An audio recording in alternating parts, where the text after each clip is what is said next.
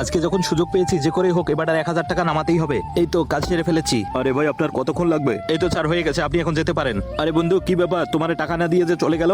আরে তুমি ভেবো না, কাজ সেরে ফেলেছি, কিছুক্ষণের মধ্যে টের পেয়ে যাবে। অল্প কিছু দূর যাওয়ার পরে গাড়ি হঠাৎ বন্ধ হয়ে যায়। এই তো কাজ হয়ে গেছে, এখন আসবে আমাদের কাছে। এই মেকার দেখো তো কি হয়েছে। ঠিক আছে স্যার, দেখতেছে। আপনি কিছু খাবেন? হ্যাঁ ঠান্ডা নিয়ে আসো। এই নেন স্যার, আপনি ঠান্ডা খান, আমরা গাড়িটা একটু চেক করি। বন্ধু বলেছিলাম না কাজ সেরে ফেলেছি, এই দেখো মোবিলের নাট খুলে দিয়েছিলাম, মোবিল সবগুলো পড়ে গেছে।